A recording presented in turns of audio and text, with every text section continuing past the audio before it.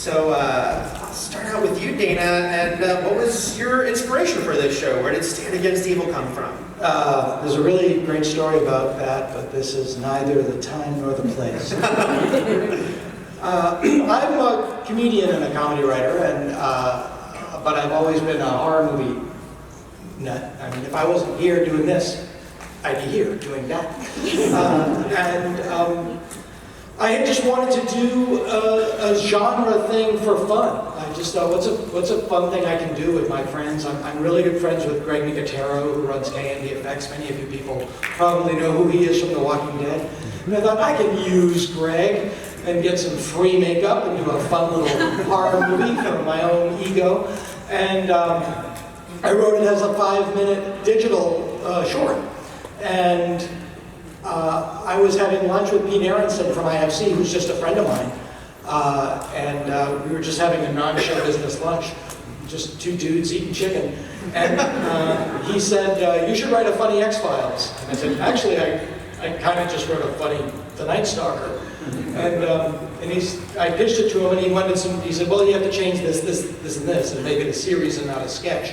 I went home and I worked on it, and I pitched it to him, and he said, yeah, that's exactly what we're looking for. Why don't you write it? And it was that simple. It's had a very charmed development from that point on. I'm really happy with how it came out. Surprising. I would definitely listen to a podcast called Two Dudes Eating Chicken, by the way. John, so what was your first conversations like with Dana about this series and about this character? We've oddly never met. Well, introduce yourself. Dana sent me the script, and unbeknownst to Dana, actors kind of layer in things that Dana had already so brilliantly put on the page. And my entree into Stan was the fact that he was suffering and that he'd just had a great loss. His wife of 30 years and his job of 27 years all disappear in the first 3 minutes of the show. And so I wanted to explore Stan's loss and figure out his injury. And for somebody who likes to go to shrinks and has confided in priests in the past, Stan doesn't have a shrink and doesn't have a rabbi and doesn't have a priest. And so how is he going to reconcile his loss? And so all my questions to Dana were about Claire, about his dead wife, because I figured that was the way into Stan's authenticity and how he was trying to reconcile that loss. And once I could do that, then I figured Dana and I could handle the funny parts, and I knew Dana could do the scary parts, and I didn't know Janet was the Harrison Ford, the female Harrison Ford of comedy and horror. I figured we had a good shot, but my first experience with the show was trying to figure out who and what Claire's loss was to Stan. And then for you, Janet, Stan is a throwback, to say the least. Your characters now clearly have this sort of united front, but how is she dealing with this unlikely new partner of hers? I think she would elect to throw him back. He's a throwback. No, it's definitely a weird thing to, as a character, I'm sure, come from a big city thinking you're going to settle into something a little more quiet and rural and quaint and charming, and be a single mom, and then end up finding out that you have to fight demons, and with somebody who thinks you probably should not even be able to wear pants.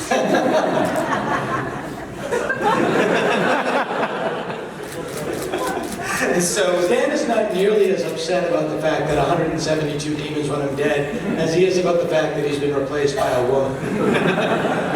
Is anything can change about that for Stan, or is Stan just who he is, how he is? He grows, but people, I think Stan's attitudes don't change, but his relationship with Evie develops and changes, and I think that they, by the end of the first season, have a very sort of, it's a paternal relationship. There's sort of a father-daughter aspect to it, but it's a lot more like Doctor Who and whoever his aide is at the time. Aide. What do they call it? Companion. Oh, he doesn't watch Doctor Who. I know when I like talking to Doctor Who. No, you don't call him Doctor Who. Totally kidding. Wait. Companion, sorry.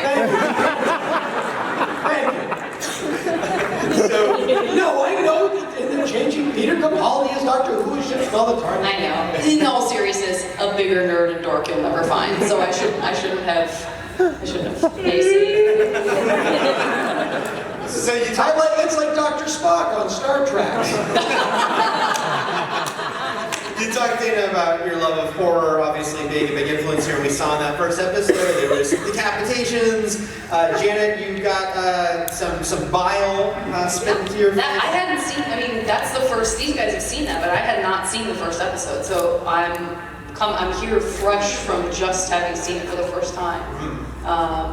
But yeah, I remember the barf lasting a lot longer. Well, yeah.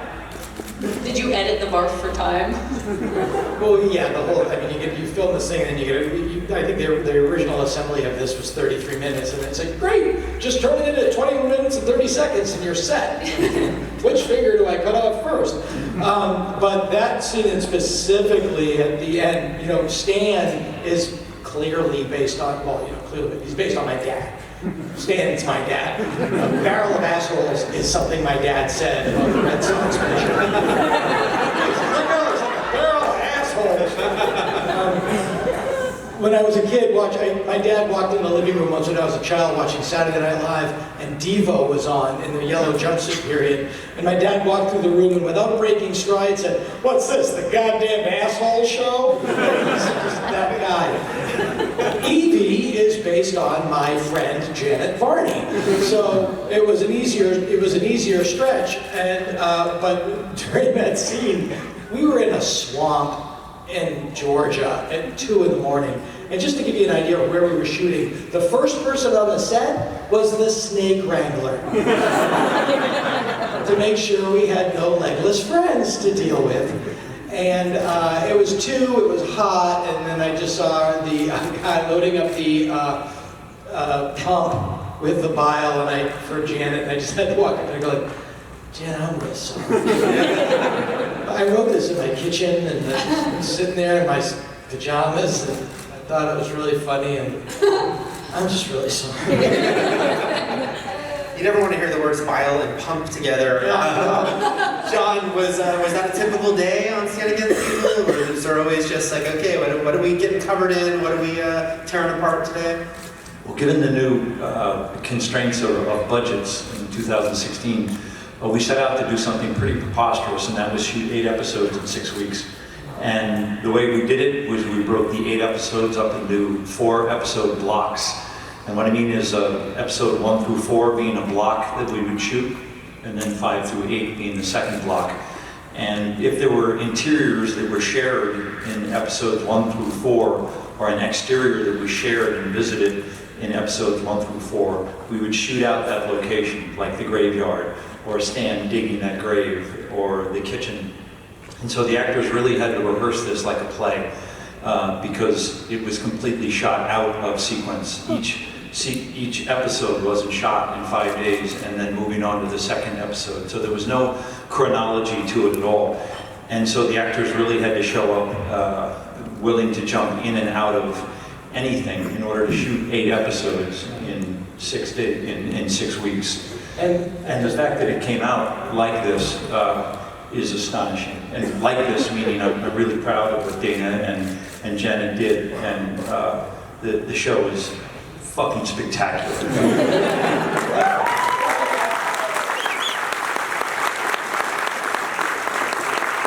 There are 3 people that really are unsung heroes of this. It was direct, and one of the reasons when you do shoot things in the movie, you have one director.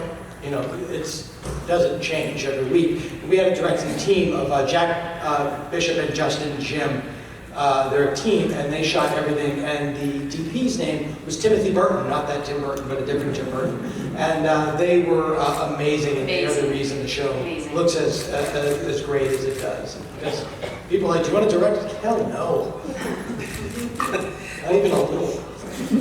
Evie is probably a little more, oh my God, about everything that's happening to Stan, who's, I don't want to say taking it in stride, but... I think that's a apt way of putting it. It is, again, and it's not a fake character.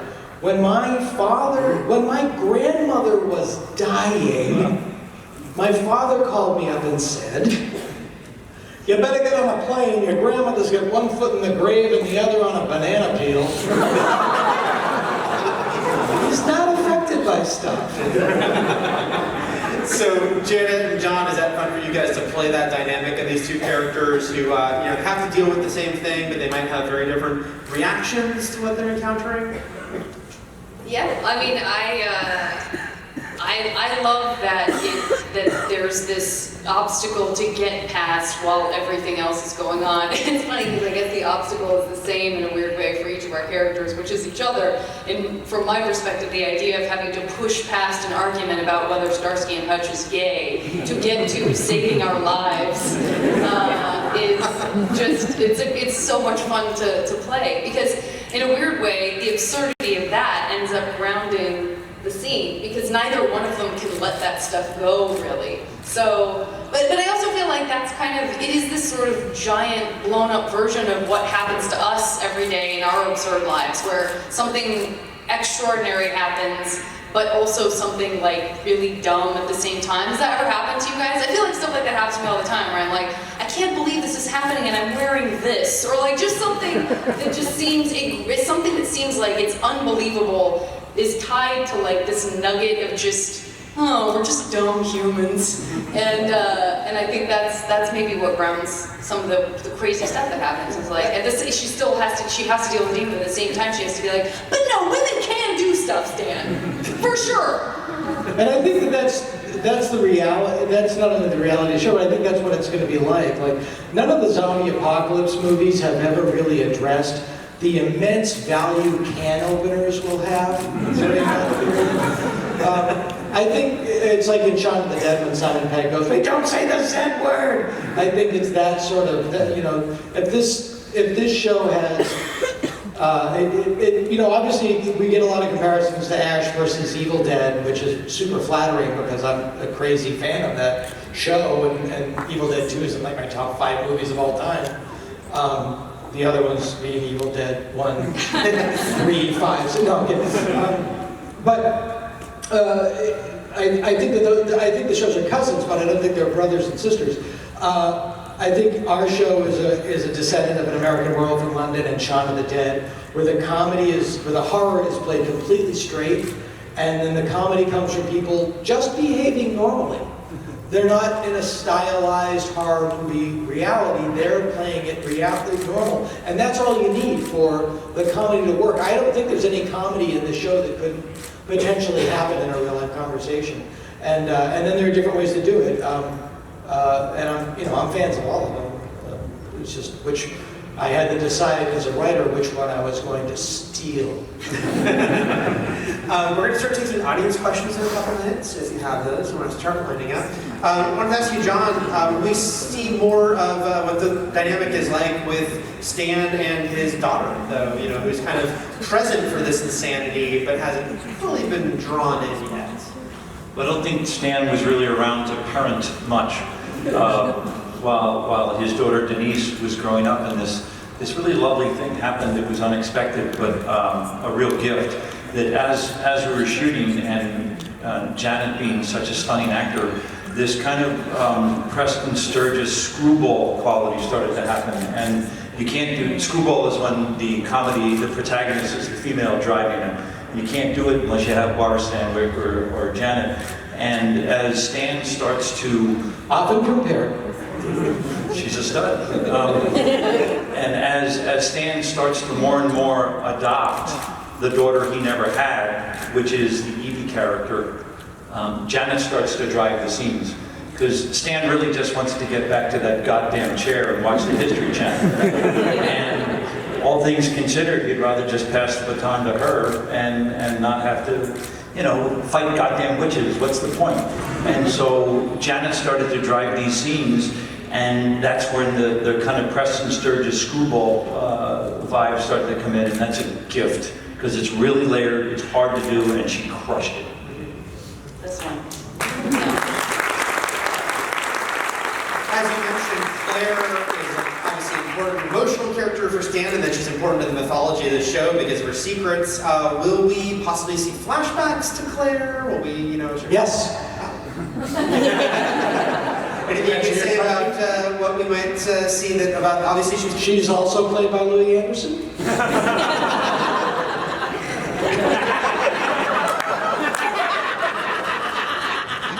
Yeah, you see Claire, and yeah, that's a show that you can do later. Yeah, I just thought it was a really fascinating idea that his wife was a demon hunter and kept him alive, and that they had and that Stan and Denise in their relationship, their relationship was really interesting to write because they didn't really have a relationship. They both had a relationship with Claire. That was their connection. And now Claire's gone, and they have to kind of forge this relationship in the house. And then comes Evie, who's sort of like somebody that they can relate to more, and it made for a really interesting dynamic to write. And when you're writing something real like that, that allows you to have a goat demon come in, or a pig demon come in, or really whatever mammal you want. And then you can play both of those levels, and that's what we do. It's similar but different to what we did in The Simpsons, where you can watch The Simpsons on this level, or you can watch it on this level, and you can enjoy them both, and they don't affect. Sometimes if you don't know what you're missing, it doesn't matter. But it was really interesting, and we're all really lucky that these guys are so good, because I'm not. Wrong. And also Deborah Baker Jr. and Nate Mooney were the other two main characters that you saw today, and they are so gifted and so funny and so warm and so weirdly grounded, and that was what was, I think, exciting for all of us, is to have something that absurd and that brilliantly funny the way something like The Simpsons is on the page, but then to see everybody take on those characters. And she's really sincere in her just insane quirkiness, and so is Nate, and it's exciting when you see that everybody kind of has the same, feels the tone of what Dana was looking for. I just have one quick question before we go to the questions. Who here realized it was the same sheriff station as Stranger Things? I didn't realize that until we wrapped, and then I went home and watched Stranger Things. Some of us, it came out while we were shooting. Yeah. I mean, I didn't know I was shooting in that sheriff station and watched Stranger Things at night and came into the same sheriff station at night. I have no idea. I have no idea. I remember, because I've never watched a show that I love as much as Stranger Things and thought, oh my God, I've totally pooped in that room. Shared universe, guys. Shared universe. It's all connected. So start audience questions. We got mics on both sides. We'll start over here. Thank you. Mr. Gould, I'm 39 years old, but back when I was 13, I would sneak down late at night and watch stand-up Spotlight. So let me be the first to apologize. So it helped make me the completely inappropriate person I am today. So thank you for the body of your work. Thank you very much. If there's a channel above 60, odds are I'm on it. Mr. McGinley, I felt like there was like a heaping tablespoon of Clint Eastwood in Gran Torino in Stan. Besides Mr. Gould's father, who else are your inspirations? I borrowed liberally from Sterling Hayden and Lee J. Cobb and George Scott and my grandfather and Dana created the facial hair. I had a big beard, and then Dana. He had a vision that he wanted to kind of be an homage, a tip of the hat to Robert Shaw in Jaws. And so if you shake up that group, those are the ones who impacted me. And Mr. McGinley is the parent of a child with Down syndrome. Thank you for what you do. Oh, I gotta get a kiss.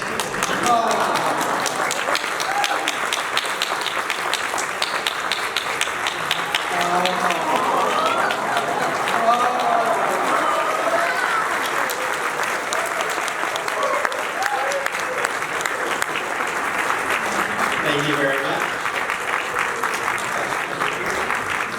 So stand-up Spotlight, that's what you enjoy watching?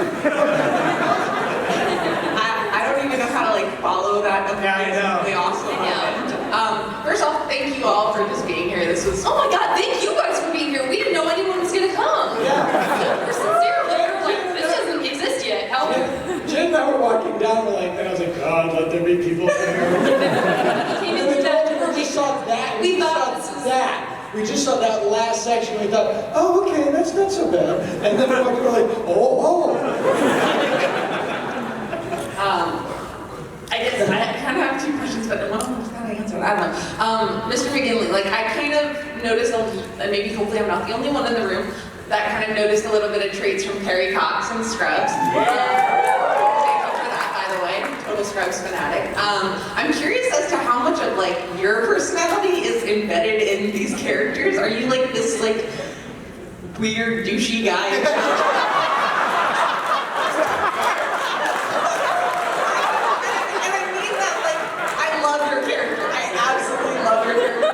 No idea how else to explain You have to at least say the word douchey, even if you don't use it to describe yourself. Douchey question. I read an article once where John Malkovich was talking about the two different schools of American acting. One being when Robert De Niro was trading at his highs and he used to become the characters, and then Malkovich was suggesting that he lets the characters become him because there's nobody he knows better than himself. And so I kind of side with John on that one. So I let the characters become me. I try to layer in what Dana put on the page, and I try to kind of bring my understanding of the human condition to whatever text we're doing. And so, douchebag. I totally appreciate it, like, totally all about it. So go you, thank you for the honesty. Douchey from the Latin is very clean. Thank you so much for that. Next question back on that side. All right, hi. I started the day at the Ash vs. Evil Dead panel, and now I'm here. So when you said that these shows are like cousins to each other, and watching that, it's really crazy.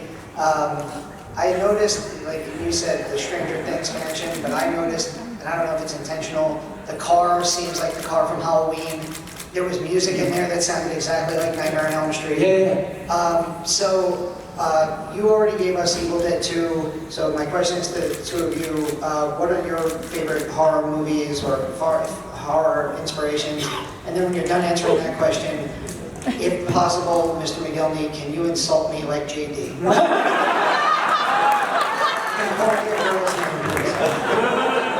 You know, in the loving way that you're known.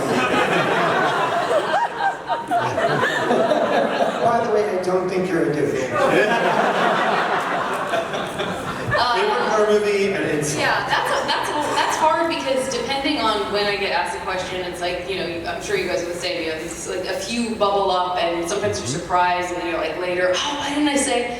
But when you said that, the two things that popped in my mind are one, a very recent movie called Housebound that is this tiny little, if you haven't seen it, guys, you have to see it. It's so well done. It's on Netflix. Right? Yeah, it's on Netflix. It's so well done. It's such a great combination of creepy and funny, and it feels you feel like you're inside the house with these two people. It's great. And then The Nightmare on Elm Street Dream Warriors. Yeah. Just, that's like the original, there's something very like Harry Potter about it. There's something very Miss Peregrine's, like just the idea of kids using their powers against evil was like, just resonated with me so deeply when that movie came out. I can't believe I'm crediting Freddy Krueger for like inspiring me, but that movie in particular, I really loved it. Well, Susan, if you could get your head out of your ass and use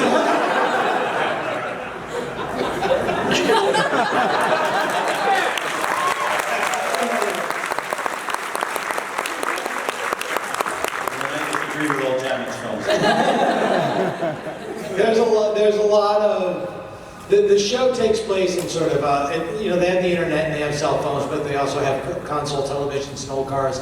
I wanted it to feel like the kind of stuff that I grew up watching. I grew up in a small town in Massachusetts in the late 70s and the early 80s. And I worked at the drive-in and I loved horror movies, and you know, I'm eyeball deep in that stuff. And so I wanted it to feel, and the music too, it's very evocative of that stuff. In those early 70s TV movies like When Michael Calls, Let's Scare Jessica to Death, House of Dark Shadows, there's a lot of 70s. The show itself wears bell bottoms. Next question over here. Hello. So Yes, I did. Is that a thrilling adventure novel? Yeah, it is. Yeah. Oh, here's a connection. The music for our show is done by Evan Schletter, Oh, who sure. does Spontaneation and has worked with the Thrilling Adventure Hour and is just very much in that world, Yeah. the Comedy Bang Bang world, and in that realm. He's brilliant. He's the one composer all the comedians know. I don't know, look all Yeah. that one. And somehow he still hangs out with us. Yeah. All right, well, that just made me even more excited. But that first episode was just so good. However, I am a huge wimp. How scary is this gonna get? That's a good question. I mean, that's a good barometer of the show boiled down to, it's like the X-Files. There's a Monster of the Week episodes, and then there are mythology episodes. And the first, they carry on the story of Lourdes Mill. We have 3 mythology episodes in the first season. The first episode, the 4th episode, and the 8th episode. Then we have Monster of the Week episodes. And the Monsters of the Weeks, they get, some episodes are funnier than other episodes. There's an episode where I have an episode that's basically a remake of Taste the Blood of Dracula. And 3 goth kids come to Willard's Mill to try to contact the spirit of a witch, and one of the goth kids gets possessed by a demon, and it's the funniest thing in the world. It's just one of those episodes that came together super, super funny. There's another episode where a spider demon that's really flipping scary. So there's sometimes it bubbles up more one way or the other. But they're a half-hour show, so you can only do so much. But I love the idea, and you can feel it in the pilot episode when you go from the scene with Stan and Evie, the Starsky and Hutch scene, which is the funniest scene in the show. And then you go right to her realizing her daughter's in trouble and the babysitter's got her head torn off. And it goes like that. And that's what I wanted to do. I wanted to create a show that was really funny and then really scary and then really funny and to keep you active and feeling all those emotions at the same time. So it won't last that long. Yeah. It'll bounce back to the other Just side. play on I the phone. get to be the same way, which is why I like my horror with a dose of comedy, because I need that relief. I need that sort of like, oh God, okay, I can laugh for a second. Yeah. Just watch TV with your phone. My kids watch TV on their phones, and I showed them the 10 Commandments. They think there's only 2 commandments. Very much. Next question over here. How's it going? I just want to say it was an amazing first episode. Great start to the show. Can't wait to watch the rest. Thank you very much, because we didn't know it would work. I don't really have a question. I just wanted to say thank you. My name's Chris, or C-Mart. I run a podcast for evilgeeks.com, and we just had the pleasure of interviewing Dana a couple times. Thank you very much. Yeah, you talk a lot in your podcast. I'm a big fan about how, just giving a story about how George Carlin called you when you were younger. Yes. Coming out of comedy. Yes. And that made you a fan for life. And I just Yes. want to say, interviewing you was our George Carlin moment. Oh, thank you very much. Thank you very much. Yes, please. I'm available for interviews. George had a beard, though, and I thought that really hurt him as a comedian. Yeah. I won't do your podcast because I'm a dude. Thank you. Next question. I wrote George, when I started doing stand-up comedy, I was 17 years old. My mother took me to see George Carlin when I was 16. And right as I started doing stand-up comedy, I got an HBO special called Campus Comedy. It was comedians that were in college. I was 18 years old. And I just wrote George Carlin a letter. Then I was working at the drive-in. And I came home and my mother went, George Carlin called me. And he called me at home and said, I called him back and said, yeah, a great letter, congratulations. I couldn't believe it. But that's like why I love where we are with like not just social media, but being able to do cons like this, because this is like we're nerding out on the stuff that's here that we love and each other, and you. I mean, there's just to me there's not much of a separation, and also like you're the people that we are most excited about liking what we do, because you're sort of the trendsetters and the people that are telling your friends like, dude, you gotta watch this show, and I saw this panel, and to me these cons, I do them all the time because of other stuff I'm on, and they feel like the sort of nexus, like this sort of place where everything comes from here. So that's why it means so much to Yeah, me to if you watch like the this. show, tweet about it and put it on Facebook. Remember, the show's called Stanley Fights Monsters. Can I talk to you for a second? The ending to that show is later in life. I had the very good fortune of getting to know George Carlin, and I said to him after a while when I was sort of friendly with him, I said, "You don't remember this, but you called me when I was a kid." And he went, "Yeah, I don't." Next question. Yeah, first I'd like to say I wish you all the best on your new series. Thank you. And I have a two-part question. First part is for Dana and John. Can you tell us about your involvement with the Svengoolie Stomp? Oh, yeah, well, you don't even know about that. Yes, our involvement with the Svengoolie Stomp, which is, remember the thing with the rubber chicken that we filmed on the last day? What?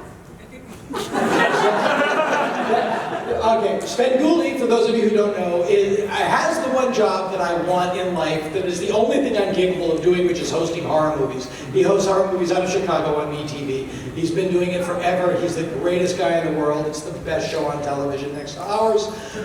Svengoolie, he hosts old horror movies. He has a song that he wrote called the Svengoolie Stomp, and he called all of the people that are fans of his, that are of some notoriety, myself, Gilbert Gottfried, people of that ilk, and said, can you jump up and down on a rubber chicken? I'm going to put it, we're going to make a video called the Svengoolie Stomp. So literally on our last day of shooting, when I was in character, as the character that I play in the show, and John was there, we were digging a grave, and I said, I need to find a rubber chicken, and so I threw it out of the grave, and you jumped up and down on it, and you didn't even know why I was doing it.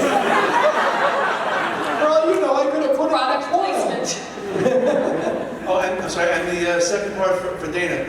Are you going to be attending the War for the Planet of the Apes preview tonight? I didn't know about that until just now. Somebody said that to me like an hour ago. I don't see how I'm not. But well, my girlfriend You have to get tickets for it, but I have an extra ticket. No, it's, I mean... I'm here with a chick. I'm here with my chick, man. Okay, I may see you after, but I might have to pull a... We'll see. And I like that you know me enough that you would think to ask. And if I get a picture of you after the... We'll do it after. Yeah, we'll be here. Great, thank you. I saw a couple people pop up here on the other side, but you were waiting for a little while behind, so soccer shirt, go for it. Hi, my question is for Mr. McGinley. I'm a huge fan of yours. First starting with Scrubs, I know you were overall the best actor there, especially Dr. Cox. Huge fan, as you can see by the soccer shirt that JD wore. My question for you is that what do Stan and Dr. Cox have in similar? I guess they're both authority figures, and but I didn't see that many similarities the way Dana put Stan on the page. So I'm not real clear. I haven't thought about that much. As Stan feels like a whole different. They're both damaged. They're both. I think Dr. Cox is much smarter than Stan. SAT-wise, I mean, he's a brilliant doctor, but he's a jackass. I think Stan is much more injured than Perry Cox was. I don't think Cox had the loss that Stan has been subjected to in the very beginning there. But other than that, I think they're kind of two different universes to me. Okay, thank you very much. Sure. Thanks. Question here? John, I really love Scrubs. I would describe Dr. Cox as more narcissistic and snarky rather than douchey.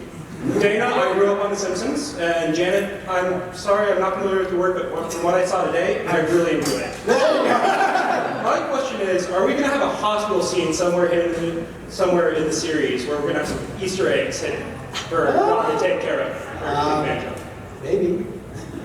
I don't think we're in the hospital at all when... Oh no, somebody goes to the hospital, but with our budget, it's just like, wow, that was an interesting trip to the hospital. I can't believe we're all just at a hospital. Next question here. Wow, Bermuda looks just like our house. Okay, so my question's for Mr. McGinley. I know you from Scrubs, and I really like Scrubs. It's a great show. And I was wondering if you had any any like favorite lines or favorite scene from that show that really stuck out in your mind for some reason? Billy Lawrence, huh? I was really proud of the arc of that show, and that we got to do as many as we did. And because Billy Lawrence, like Dana, they're kind of the Norman Lears of their generation. They're just really stunning writers. I was really proud that Cox never became an exercise in redundancy, and that the writers just kept peeling layers back and back and back, and so that it never became boring and repetitive. Well, give me time. I thought when with the one episode where they lose all 3 patients and Cox decides to quit medicine was filled with authenticity and integrity, and it felt like the actors really got a chance to shine. Yeah. Well, thank you for answering that. Thanks for coming today. Thanks a lot. Next question here. Okay. Guys, I have to say the show was wonderful. Mr. McGinley, when you fell off the roof, best moment. That sounds bad, but it was hilarious. My question's actually for Janet. Do you ever have a hard time getting into character, and like, how do you do it? Do you like chill in a swamp for a little bit? Like how? I try to get as many ticks on me as possible. God, I'll tell you what. Number one, anybody who has to wear a utility belt like that, God bless you. That is rough stuff. I'm very clumsy and I couldn't go to the bathroom. I would be like, oh, I can't. This is falling down. How do you? My gun just went off. No, that didn't happen. But it could. Polyester pants. High-waisted polyester pants, very flattering to all women of all kinds. But yeah, to be honest with you, I don't think I've worn a uniform quite like that before, and for all of the uncomfortable things about it, it was cool. It was fun. I mean, I played a superhero on this little Fox show that I was on years and years ago for one sort of thing. And that's the only other time I could think of, other than doing a voice of kind of a superhero, that I've had the chance to do that. And I did, because we shot everything so tightly together that we didn't, and because I was just basically in uniform, I think all the time, except for maybe one time or two, a little montage of not wearing it. That kind of thing does, I'm sure people who've been doing that kind of work longer would agree, and maybe that's true for you when you put on the doctor's coat, but it really helps to kind of go, okay, I'm putting my pin on, there's something very ritualistic about it, and so it does help to kind of, get into those combat boots and stuff, which I was mostly very excited. That was the part I was excited about, but I was like,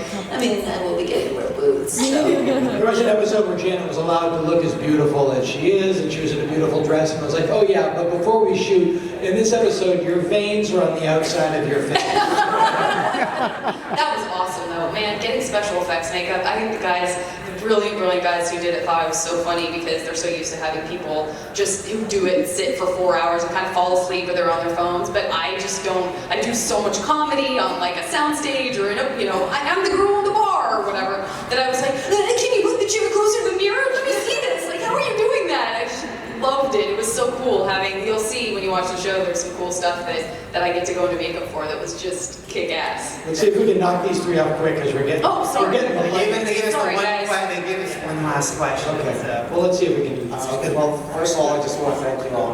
No, stay. I'll answer your questions after. Yeah. Wait, what? I'm such a big fan of all your work, especially Legend of Korra. I just want to say that it means so much to me. Thank you so much. Not only is it one of my favorite shows, but it also covered really important topics like economic inequality, smarter, more intelligent than anything other shows on TV, and it also was personally very inspiring to me, especially Korra's journey in the 4th season, which helped inspire me to seek help for mental health issues, and I just wanted to thank you for that. Oh, thank you. My question is, you all talk about how you're playing the character straight and the comedy is being played straight, which is what makes it work, and you talk about the emotion of the characters, and mostly we were laughing throughout that entire episode, but there were some moments of real pain, like when Stan was talking about the sewing room / demon hunting room. And I just want to know, going forward, what's going to be the balance between like drama and comedy? Yeah, I mean, that's a great question. We feel like, I've said this a few times, but I just feel like I walked away feeling like I shot a serious show. And of course I knew on some level how funny it was going to be. And that doesn't mean that we didn't have a great time shooting, because we laughed a lot. But when I finished every day, I felt like I was a single mom who was just not prepared for the kind of bullshit she had to put up with when she got to that town. And it was exhausting, and it was some of the most, Cora and Evie are the most, it's the biggest and best acting challenges of my career. I'm very comfortable playing other stuff. I love being pushed into a place where I'm really calling on you know, every faculty. And so I think and we really were dedicated to that. And so that is exactly what we're saying. I think you do care about the characters and you want to see more. And I had not seen, I know we're out of time, but I hadn't seen this episode. And so I had just me seeing Johnny's stuff that I wasn't part of for the first time. And it's just beautiful. It's just wonderful. No, it's wonderful, wonderful. Like I wasn't ready for that stuff to be over, and then I wasn't ready for the funny stuff to be over, and then I wasn't ready for the scary stuff to be over. I love the pace of the show, so yeah, thank you. We can ask yours over there. Yeah, tell us a little bit. I'll answer them if you have them over there. And the official portion, unfortunately. However, guys, make sure to tell your friends, Stand Against Evil. There's a preview on Halloween where they can see this episode. The first two air November 2nd on IFC.